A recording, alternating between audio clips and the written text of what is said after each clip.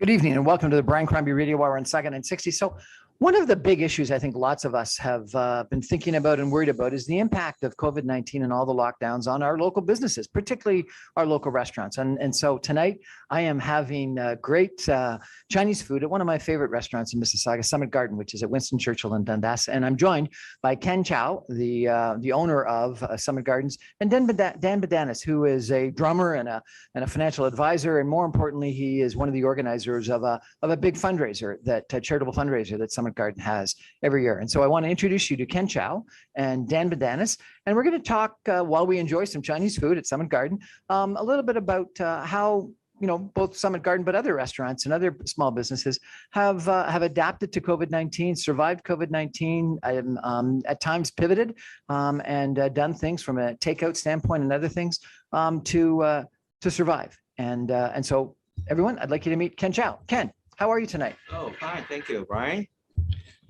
So tell me, what happened during COVID-19? So you had to close down for how many days? Well, we'll close down for at least counting the month, maybe about 13, 14 months. Really? Yeah. 14 months. Yeah. And were you able to keep your staff? Were you able to keep your staff employed? What did you have to do? Yeah, because of the special situations, we have to, because we are not allowed to have a dine-in, right? So only take out only. So we have to cut our staff in more than half. So, we have to really take into account of our overhead, not to be like, there's so many uncertainty in this pandemic. We don't know how long it will be, right? Mm-hmm. So at the very beginning, we are very worried because, it's the first time ever that we have this kind of pandemic and we have lockdown. Well, it's not completely the first because we did have SARS, and I understand that during SARS you actually had big fundraisers for the healthcare workers. Wasn't that the case? Yeah, we do. And the SARS only lasts about a few months, and then we didn't have a lockdown actually. We still continue to do business, but of course, being a Chinese restaurant, we are really affected by the SARS then. But at the time we did an event for our frontline workers, 2003, to thank them for their work, their sacrifice for treating the patients during that pandemic. Right. Yeah. And so tell me, what are some of the things that you did to adapt? Because I know that I came here once for Peking duck takeout. So you went to a takeout menu and you did okay with that for a while, did you not? Yeah, we do a lot of takeouts. Actually, like because we only allowed for takeout, right, for a long period of time, and this is the only revenue that we could, get from our business. Right, for a while. For a long time. So it's a very challenging time because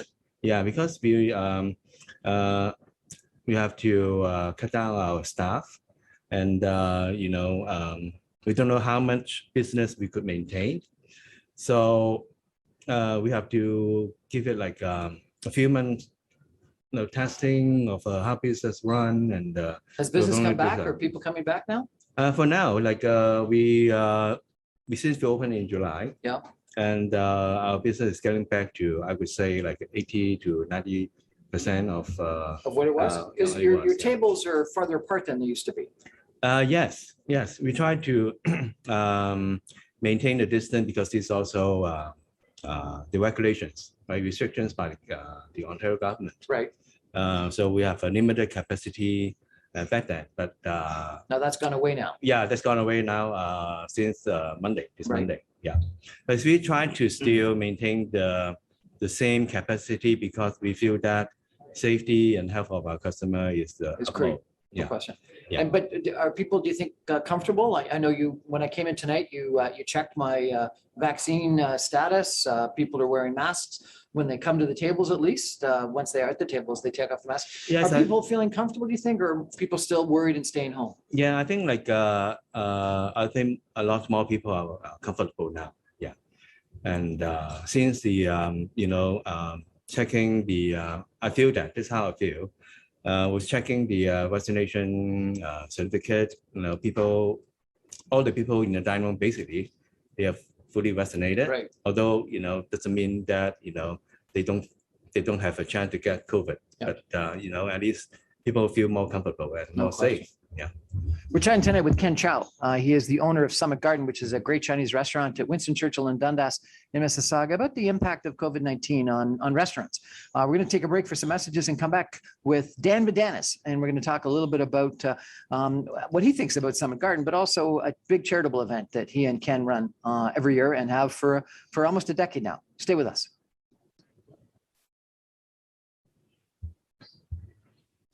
Welcome back to the Brian Crombie Radio Hour on Saga 960. I now want to introduce you to Dan Badanis. Dan Badanis is a fascinating gentleman. He is a famous drummer. The Dan Badanis Band, jazz band that's been playing around, Mississauga, Toronto, the whole world for quite a while. He used to play at the Intercontinental Hotel downtown Toronto, a standing gig. I think you bragged at one point in time that you got to play for Obama during the G20 summit, which was kind of fun.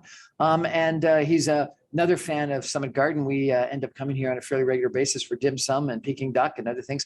But more relevantly, Dan with Ken Choi organizes a big fundraising event on an annual basis and has been going on, Dan, for how long? About a decade or so, I think. Well, Brian, in actual fact, Summit Garden's been open for, I guess, close to 23, 24 years. The second day it was open, my wife Kelly and I were driving north on Winston Churchill, crossed through the intersection of Dundas, and we saw the sandwich board saying a great new Chinese restaurant open. And so we popped in because we were hungry. We had a 3-hour dinner that was it was the best Chinese food we've ever had. And, we made friends with the owners very quickly, the owner being Ken and his wife, Lisa. And from that point, we fell in love with the restaurant. And then Ken had this great philanthropic need to fulfill, where he'd take the anniversary of the restaurant, the first couple of years, and he would do a charitable fundraiser. And he invited Kelly and I to each one. And then the third year, he came to me and he said, what about you doing a charitable fundraiser for us? You organize it, we'll have your jazz band play, and we'll pick the charity. You can help vet the charity, or you can pick the charity. He was very liberal, very open about how we approached it. So we had a number of meetings in terms of vetting charities. And then we just started working together, and it just took off. And I've done the charitable fundraisers for Ken almost every year. I'd say every year, but there was one year where my mother-in-law had a knee replacement. We had to go up and help out up north.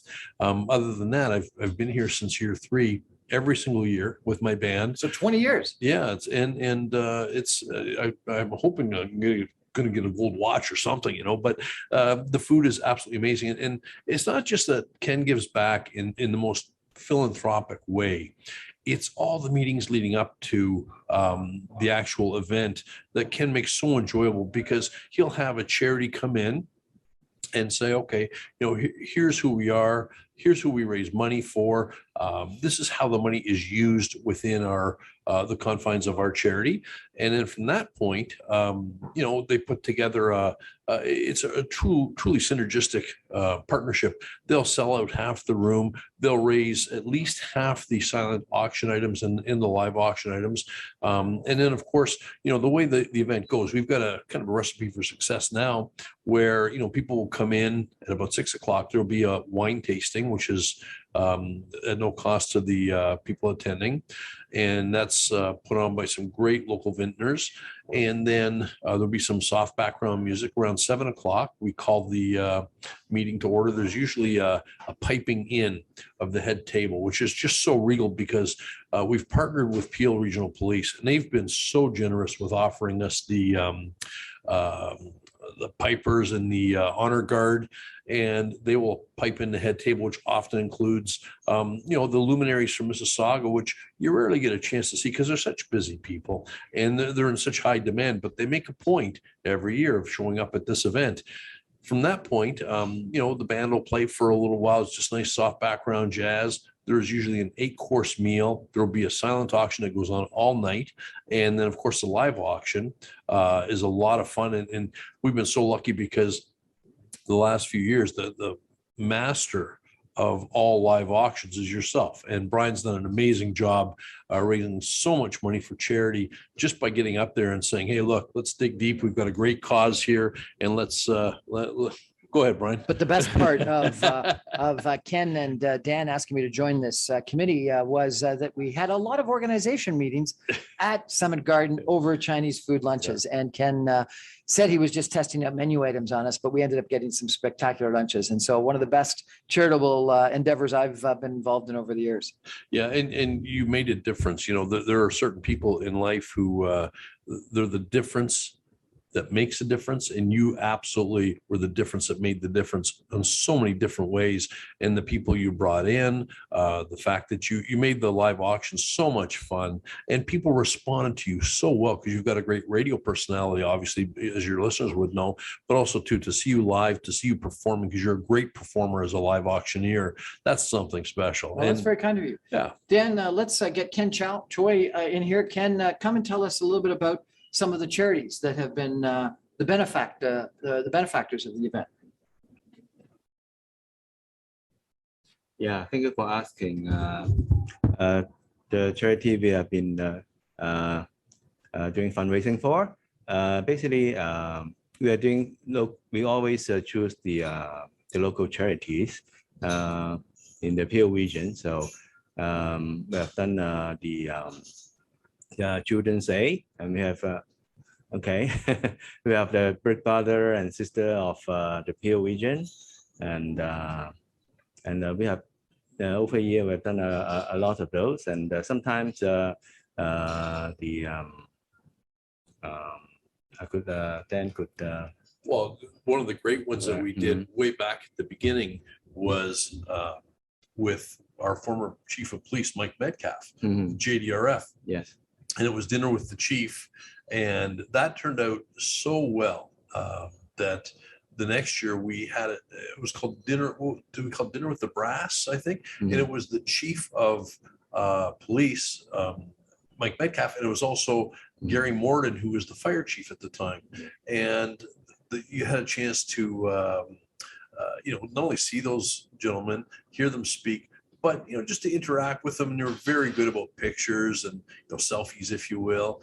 And one of the highlights of that night was when Fire Chief Gary Morden got up on the mic and he gave a great speech. And he said, we got a special presentation tonight. And he said, every little boy grows up wanting to be a firefighter, and not everybody can, because it's a very difficult job to get into. It's a very difficult job to do, and even if you become a firefighter, very few ever become a fire chief. But Chief Metcalf, we'd like to welcome you up to the stage, and we know that you policing was your second choice, and you always want to be a fire chief. So Fire Chief Gary Morden presented Police Chief Mike Metcalf with a Fire Chief summit, and the whole place just broke up. And those kind of special moments you remember. But that we also raised an awful lot of money for JDRF, Juvenile Diabetes Research Foundation, and that's an ongoing thing that Peel Police continues to do to this day because of your philanthropy and your generosity.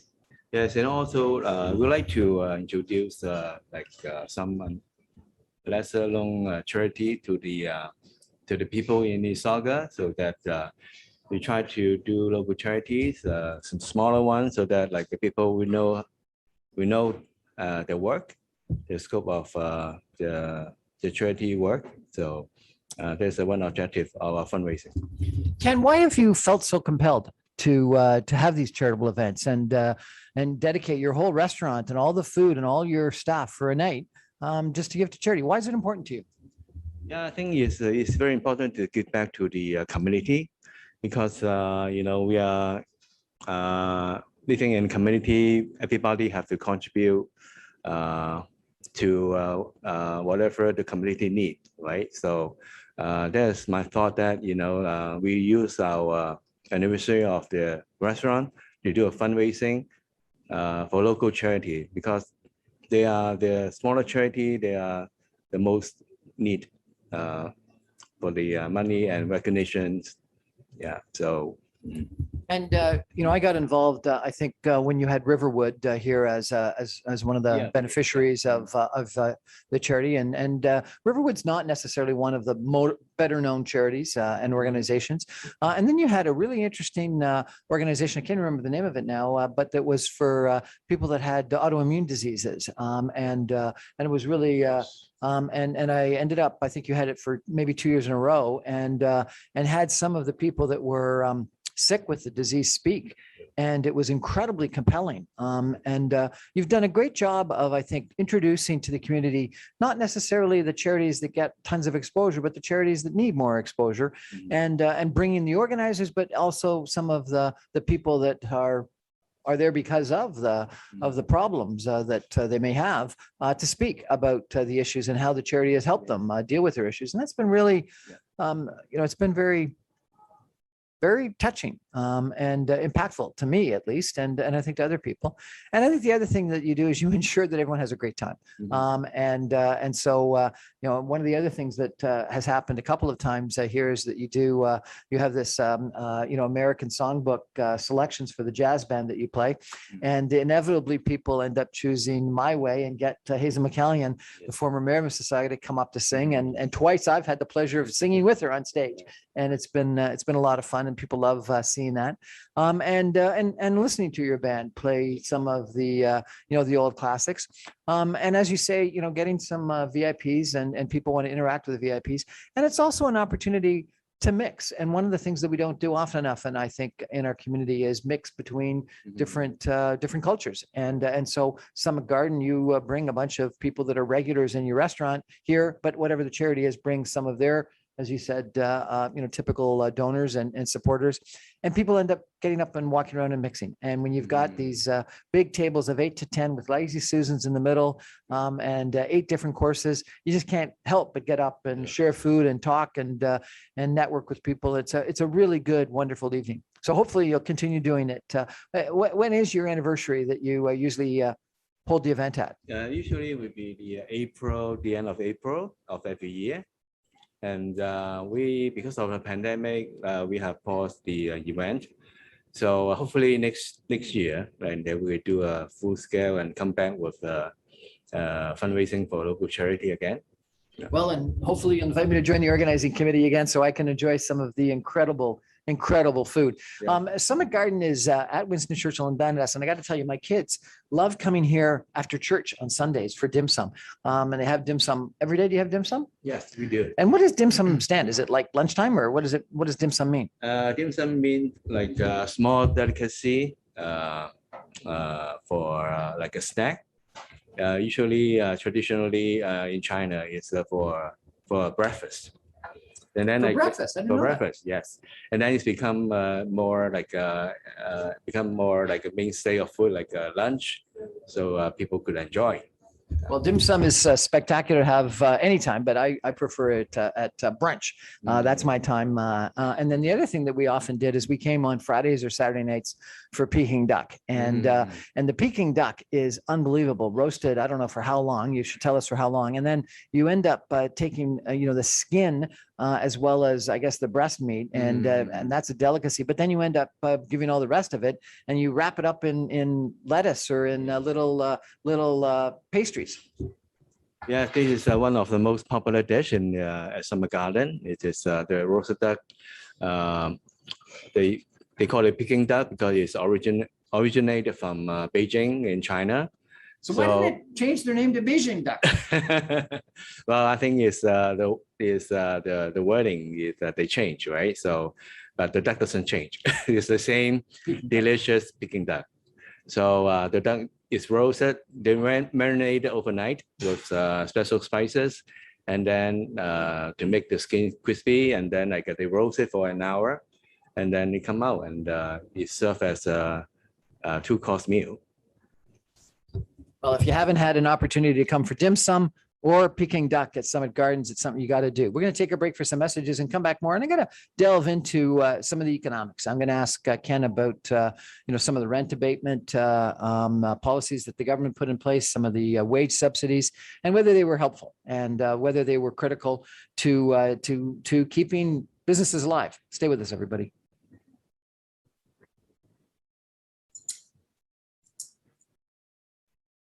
Well, welcome back to Summit Garden, actually to the Brian Crombie Radio Hour on Saga 960. We're at Summit Garden. I'm here with Ken Choi, and Dan Badanis. We're enjoying a great meal at Summit Garden. And we're chatting about the impact of COVID-19 on restaurants. And Ken, I was wondering if I could ask you a little bit about, some of the government programs. Now, there were a couple different government programs that were taking place. I'm struggling here trying to get a spring roll on my plate. Oh my gosh, what is that? Look at this. Okay, the sauteed prawns with the honey roasted walnuts. Sauteed prawns with honey roasted walnuts. Yeah. Unbelievable. We got to show everyone this. This is incredible. My gosh, look at that. Unbelievable dish.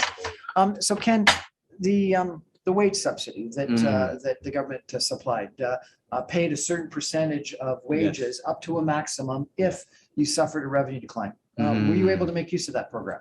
Yes, and the program has been very helpful. And what we got is the rent subsidies. At the very beginning, it is different way to do it is through the landlords, and then later on, like the federal government decided to have the granted to be applied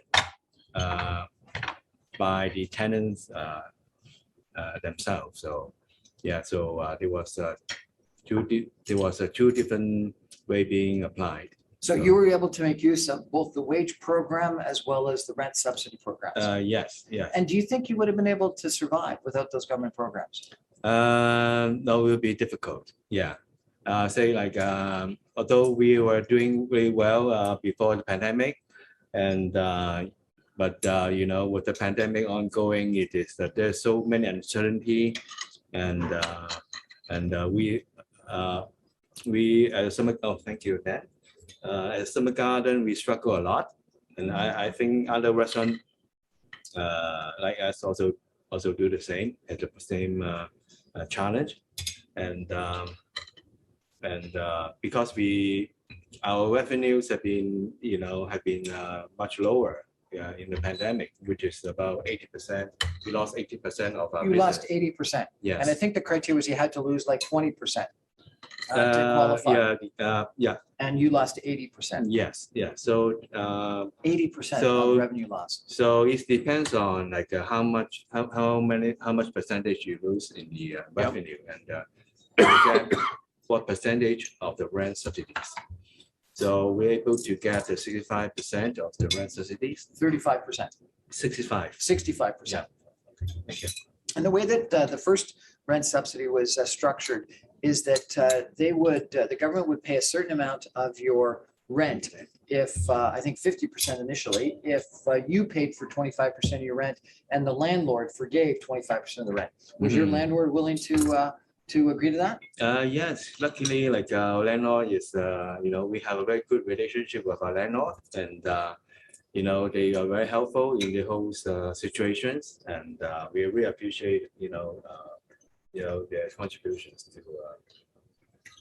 our staying in business. But then, some tenants, a lot of tenants complained that the landlords weren't playing ball, and so the government changed the program to be a direct payment to the companies, the restaurants. That's right. That's right. Was that better, do you think? Yeah, I think in a way it's better, but to us it's about the same. I think for other restaurant, maybe if they don't have the landlord to support them, it's of course it's very helpful. Tell us, what is this dish? This is the stir fry beef tenderloin. Stir fry beef tenderloin. Oh my with gosh, butter looks sauce spectacular. and garlic. Yeah, Oh my butter gosh, sauce and I'm looking garlic. forward to this one. So It's very popular dish. I can imagine, I'm gonna enjoy it. Ken, do you think the government did the right things in regards to both the wage subsidy and the rent subsidy? Do you think they spent too much money or not enough money? And would small businesses, small restaurants like yourself, would you have survived with it, without it, or not? Well, I'll say for me, and the subsidies that we got is enough for us to hang on to a lifeline. but because we are also businesses entrepreneur, we try to think of way to increase our business in these difficult situations. So one way we do it is try to increase our takeout business. Mhm. So now we've been doing a lot of takeout business instead of dining business. So this is the new revenue for us. Lots of restaurants, particularly I think down in Port Credit or Streetsville or places like that, downtown Toronto, we're given access to parking lots or laneways on roads and went outside because people felt more Yes. comfortable dining outside. You didn't have that real opportunity here. Did you ever think about doing something outside? Yeah, we tried, but I think we considering our clientele, they might not be the type that would like to have a patio dining.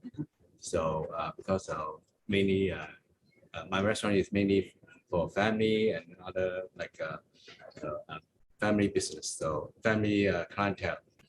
So so we decided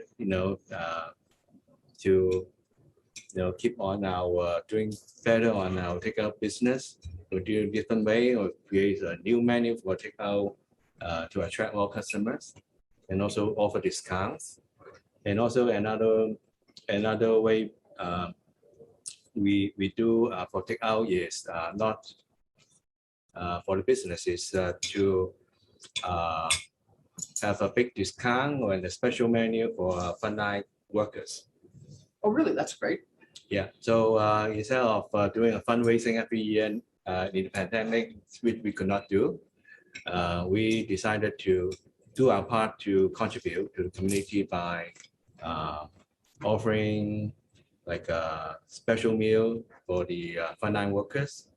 So some of the meal are up to 60% off, and the regular items are 40% off for the healthcare workers and frontline workers. So far, we started special promotions for our frontline workers in March 2020. And since then, we have served over 15,000 meals. Really? 15,000 meals in the last year and a half Yes. to frontline workers at So a frontline discount. workers, yeah. And then we continue to do that, yeah. Well, thank you so much for that. Yeah, because I think because they sacrifice a lot and they work hard, and they should be treated, better, and and also an encouragement for them. Well, I'll give you a chance to eat some of your fantastic food. Right. I do think that, one of the reasons why I wanted to talk to Ken and talk about Summit Gardens as one example of a restaurant that's had to deal with COVID-19 and the impact was to give a sense of, 80% drop in revenue. Just think about how that would impact. And I know lots of companies that had a 20, 40% drop in revenue. 80% is a pretty steep drop in revenue. And you kept half your staff. And so therefore, at the same time, you wanted to keep your staff employed and you tried to, keep them working via takeout and other things. And then at the same time, he's giving discounts to frontline workers, 15,000 meals over the course of a year and a half. That's an incredible contribution. And, Ken's wonderful, but he's not the only person that does that kind of contribution to the community in our society. Lots of different restaurateurs, lots of different small businesses end up contributing to our community, being part of the health of our community, the vibrancy of our community, and have suffered huge revenue declines. And so I think, number one, the government supports have been critical and important. But number two, I think we all got to get out there again. We all got to get out there again and dine like crazy as the holiday season comes up, and help out with our pocketbook. Some of the local restaurants, some of the local bars, some of the local artistic organizations. Dan Badanis, one of the groups that has been really impacted, I think, is live performers who relied on going to restaurants, bars, halls, concert halls, arenas, whatnot. I know some of them have suffered hugely. Now, some of them have taken the time out and have become creative and written songs or pieces that they never would have had the opportunity to do so, but their livelihood has been dramatically impacted. And so, I know down in Port Credit, a bunch of the bars and restaurants over the summertime had outdoor performances, which was fantastic. But now that they're going back indoors, they really need us to get out there and support them, to dine, to drink, to have a good time, and to make sure that we employ both the people that are working in the establishment as well as the performers that are performing at the establishment. What do you think, Dan? Well, you're right, Brian. And the thing is that I think as musicians, as artists, we're continually having to reinvent ourselves. And so different circumstances can sometimes inspire to create different outcomes. And it can also be very debilitating too. And I know a lot of musicians suffered greatly. And some musicians actually went, you know what? I think I have to make a different life choice. Mm-hmm. And so I know professional musicians who made wonderful livings, playing in the big shows or playing with the symphonies, where they were supporting families and paying mortgages and what have you. They've gone out and they've, got jobs in other fields that they never would have imagined doing pre-pandemic. So this has had a devastating effect on the arts community. But then you look at, the Mississauga Arts Council, which you were the president of for, was it 7 years, I think? And President for 2, but I was on the board for 7. Ah, right. Okay. So, but you were a huge driving force in just bringing, artistic awareness to the community and beyond. The greater Mississauga area was much better artistically, after you, or as a result of your tenure on the board and your presidency, than it was before. And, it's likewise with the new guy, Mike Douglas. He's, doing a great job. And just last night, there was a couple of guys, Jesse and Ryan, who put on a great seminar on how to promote your shows and how to promote your acts, how to get gigs, how to deal with managers and agents. They put together a wonderful presentation. It was free for the artists of Mississauga. So there's a lot going on in terms of a groundswell, if you will, of mounting optimism. But I want to just harken back to, again, an area where, or an era where we kind of met up with this before, which was SARS. As soon as SARS came out, live gigs started to dry up. So that affected a lot of different communities. Unfortunately, it really affected the Chinese community. And so Ken, being a very proactive thinker and a creative guy, said, you know what? I want to thank the frontline workers. So it wasn't the fact that he thanked the frontline workers with coming through the pandemic, having served 15,000 meals over the last year and a half. Back in 2003, when SARS was, when we were coming out of SARS, Ken put together a series. He said, Dan, I want to book your jazz band.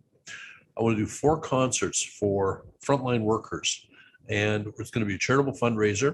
And we're going to give the frontline workers free tickets. We're going to give them a big discount so that they can eat at a greatly discounted rate with their families for the entire year. So Ken was doing this way back then. And he gave my band employment. We've played here many, many times. And this is at a time when nobody was booking live bands because everybody was afraid to go out because of SARS. I think that Dan's talking about something critically important. After SARS, the community really got together and went out and supported hotels, restaurants, and the artistic community. That was the time when Luminato was created because of a way of attracting people to get back into going to hotels and going out and live entertainment.